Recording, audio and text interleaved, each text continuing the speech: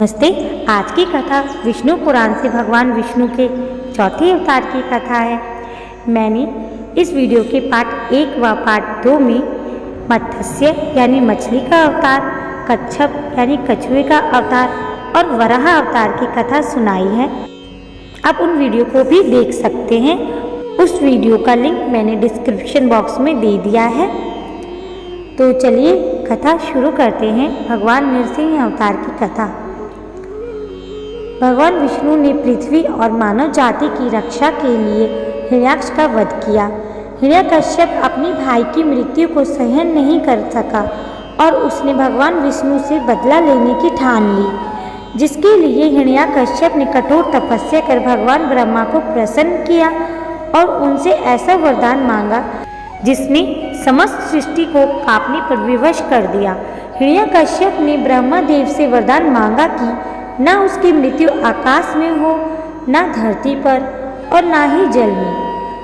न वो अस्त्र से मरे, न शस्त्र से और न किसी देवी शक्ति से। न उसे देवता मार सके, न ही मनुष्य और न ही कोई पशु। न वो घर के बाहर मरे, न घर के अंदर।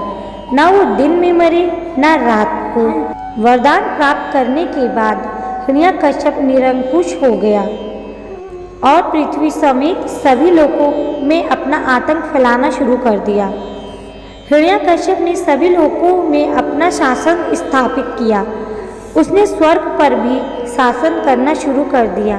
सभी देवता उस एक दैत्य के समक्ष असहाय थे। इस बीच उनकी पत्नी कयाधु ने एक पुत्र को जन्म दिया, जिसका नाम प्रहलाद रखा गया।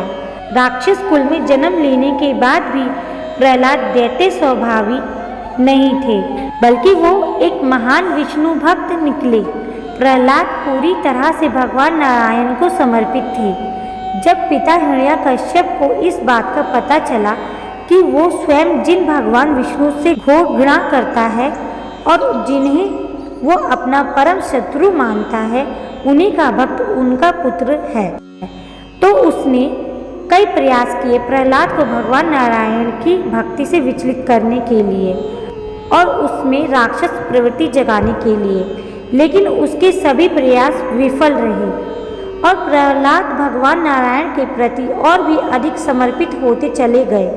जिसके बाद क्रोध स्वरूप हिरण्यकश्यप ने अपने पुत्र प्रहलाद को मृत्यु के घाट उतारने के भी कई प्रयास किए, लेकिन हमेशा प्रहलाद को उनकी सच्ची विष्णु भक्ति ने बचाया और पिता हिरण्यकश्यप के अत्याचारों का सामना करने का उन्हें साहस प्रदान किया।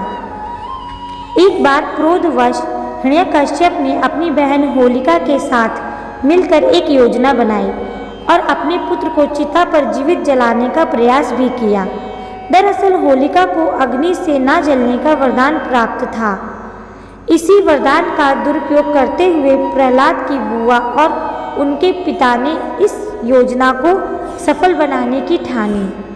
उसने प्रहलाद को अपनी बहन की गोद में आग में बिठाया, लेकिन प्रहलाद की विष्णु भक्ति ने उन्हें फिर से बचा लिया और गोद में बैठे होने के बाद भी होलिका जिंदा जल गई। प्रहलाद का बाल तक बांका नहीं हुआ। ये देख जहाँ एक और हिरण्यकश्यप का क्रोध अपने चरम पर पहुँच गया, वहीं दूसरी ओर उसकी प्रजा में विष्णु भक्ति का भाव जागा। सारी प्रजा नारायण नाम जाप में लीन होने लगी। यह देख हिरण्यकश्यप ने अपने पुत्र को मारने की अंतिम और अत्यंत घातक योजना बनाई, जिसके तहत उन्होंने प्रहलाद को दरबार में एक लंबे खंभे से बांध दिया और भगवान विष्णु का उपहास उड़ाते हुए प्रहलाद से उसके बारे में पूछने लगा। हिरण्यकश्यप ने अपने पुत्र से अपने भगवान अर्थात नारायण को बुलाने के लिए कहा, जिसके बाद प्रहलाद ने उत्तर दिया कि भगवान हर जगह मौजूद है और हर चीज में निवास करते हैं। ये सुनकर हिरण्यकश्यप ने प्रहलाद से पूछा कि क्या उसका भगवान एक स्तंभ में रहता है, जिस पर प्रहलाद ने उत्तर दिया हाँ। ये सुनकर हिरण्यकश्यप ने स्तंभ पर हमला किया और भगवान नृसिंह उनके सामने प्रकट हुए। भगवान नृसिंह का स्वरूप देख, जो कि आधा नर और आधा सिंह का था, हिरण्यकश्यप डर के मारे कांपने लगा। भगवान नृसिंह ने ब्रह्मा देव के वरदान का मान रखते हुए हिरण्यकश्यप का वध किया। भगवान नरसिंह ने हिरण्यकश्यप को न आकाश में, न जल में और न ही धरती पर मारा। उन्होंने उसका वध अपनी गोद में किया। न अस्त्र से मारा, न शस्त्र से, और न ही किसी देवी शक्ति से। अपने नाखूनों से मारा। न देव ने मारा, न मनुष्य ने, और न ही किसी पशु ने। भगवान नरसिंह आधे पशु और आधे मनुष्य थे। न घर में मारा, न घर के बाहर। नरसिंह भगवान ने उसका वध घर की दहलीज पर किया था। न दिन में मारा, न रात को। हिरण्यकश्यप का वध शाम के वक्त हुआ था। हिरण्यकश्यप के वध के बाद भगवान नरसिंह ने प्रहलाद को आशीर्वाद दिया कि जो भी व्यक्ति इस दिन व्रत रख कर इस पावन कथा को सुनेगा और भगवान विष्णु के नरसिंह अवतार की पूजा अर्चना करेगा, उसे कभी किसी चीज का भय नहीं सताएगा और उसे सभी कष्टों से मुक्ति मिलेगी। इसके अलावा नरसिंह भगवान की पूजा से ऊपरी बाधाओं और शत्रुओं का भी नाश होगा और तभी से इस दिन को नरसिंह जयंती के रूप में मनाया जाता है। तो यह कथा थी भगवान नरसिंह की। नरसिंह भगवान की जय। विष्णु भगवान के अन्य अवतारों की कथा सुनने के लिए हमारे चैनल को सब्सक्राइब करें, लाइक करें, शेयर करें